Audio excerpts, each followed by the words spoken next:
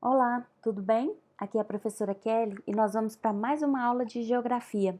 Na aula de hoje, nós vamos falar sobre a geografia dos espaços rurais.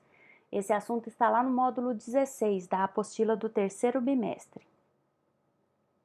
Bom, falaremos sobre as paisagens rurais e os seus elementos. Então, nós veremos aí as características das diferentes paisagens, dentre elas destacando as paisagens rurais e as urbanas. Nós veremos que nas paisagens rurais a gente encontra um local de produção de alimentos, então as atividades ligadas ao setor primário, elas estão concentradas basicamente na zona rural.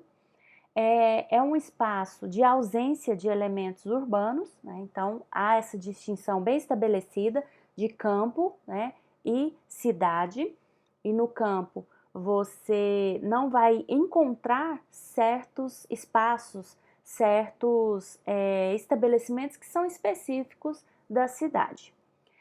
Geralmente nos campos existem poucas casas e construções, né? A maioria do território é destinada à produção e poucas pessoas ou nenhuma.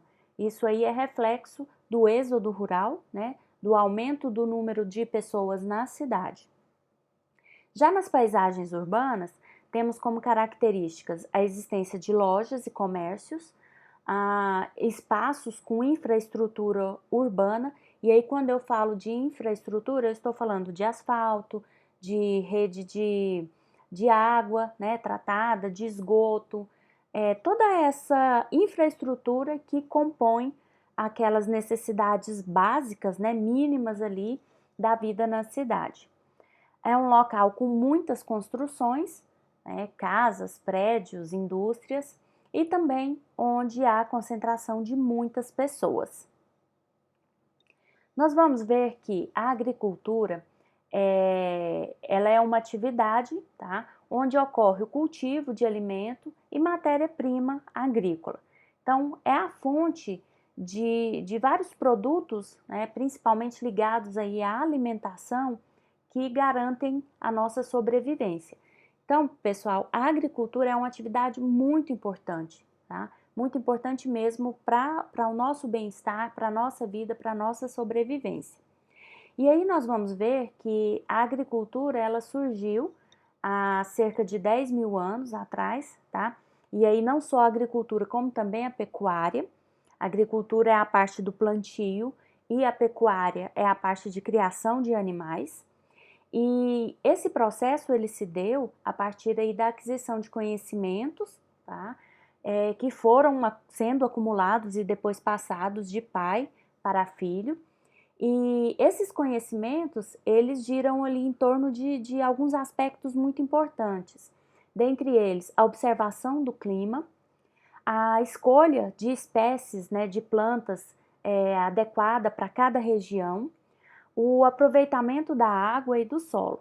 Então, tudo isso são técnicas que foram sendo aprendidas e depois foram sendo repassadas e que permite que a produção agrícola chegasse, né, até os dias atuais.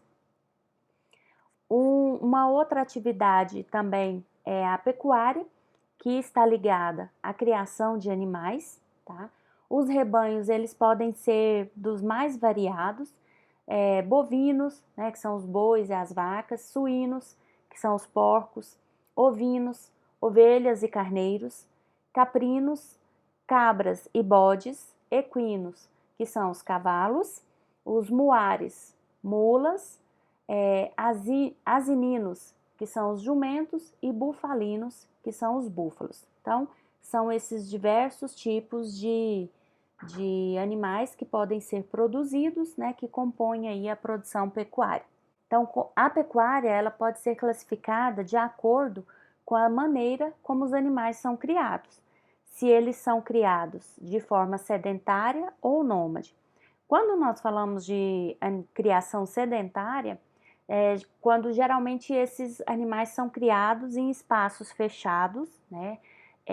Na imagem aqui a gente até pode ver, por exemplo, aqui ó, as galinhas estão num ambiente fechado, né, na granja, ou então represas, né, para a criação de peixes, ou pastos muito pequenos ali, ou no caso do gado se fala confinamento, né, onde o gado ele fica num espaço pequeno, recebendo comida o tempo todo, né, ração, porque o propósito ali é que ele engorde, né, para o consumo ali da carne e também para a produção do leite.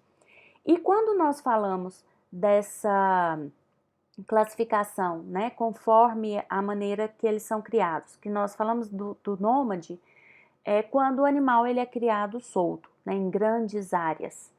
Então essa é a diferença. Bom, nós temos diferentes tipos de estabelecimento agrícola e ele vai variar conforme a mão de obra empregada e também o destino da produção. Nós temos aí a produção familiar e comercial.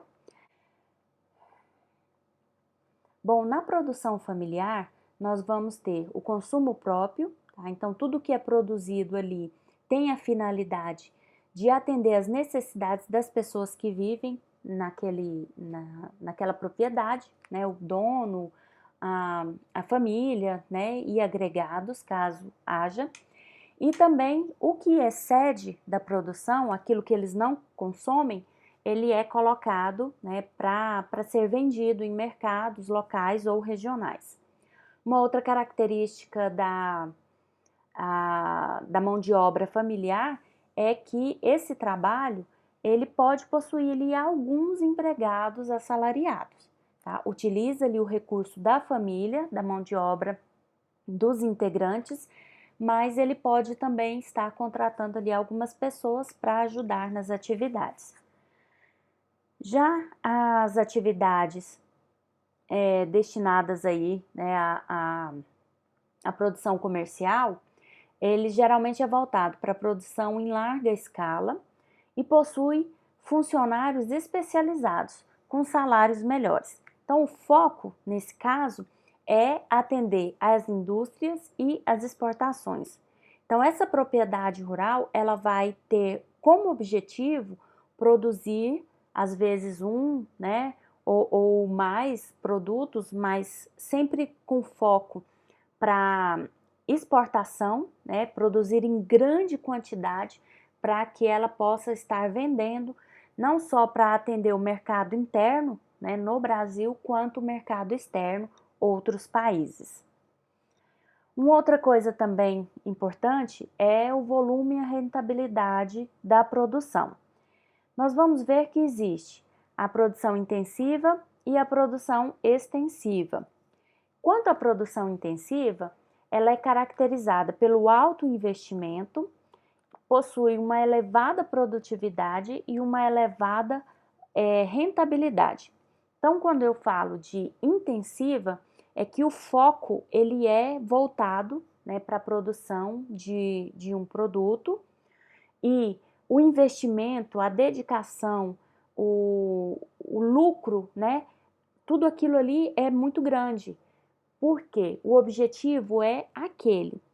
Quando nós falamos de produção extensiva, é aquela produção onde há um baixo investimento, uma pouca produtividade e uma pouca rentabilidade. Então, a gente percebe que muitos produtores rurais, eles focam geralmente nessa produção intensiva, justamente para atender os mercados, né? E, consequentemente, ter ali lucro, ter rentabilidade para fazer valer o seu trabalho, né? E conseguir ali desenvolver economicamente. Um outro fator importante para ser destacado é a questão da forma, da mudança da perspectiva com que o campo ele passou a ser observado nos últimos tempos. É o que nós chamamos de novo rural. Então, o modo de vida no campo ele é bem característico. Se você comparar com o campo com a cidade, você vai ver que o modo de vida é totalmente diferente, tá? E no campo nós vamos ver um rural tradicional, que é o caipira, aquele jeito de ser, né, bem específico de quem vive, trabalha e dedica ali a sua vida às atividades rurais. Só que recentemente nós temos vivido algumas mudanças, né, no modo de vida do campo, e que as tecnologias, as mudanças, todas essas alterações que ocorrem na cidade, ela tem chegado também na zona rural, que é o que nós chamamos de novo sertanejo, tá? Que envolve aí as mudanças no dia a dia da vida rural, né, incorporando aí alguns elementos da vida moderna, que facilita, né, e que traz essas mudanças não só no aspecto econômico, mas também no aspecto cultural, a forma com que essas pessoas vivem ali. Bom, então era isso que eu queria passar para vocês, tá? Tenham todos um bom momento de estudo. Espero que vocês tenham aprendido, espero que tenham gostado, tá? Tchau, tchau.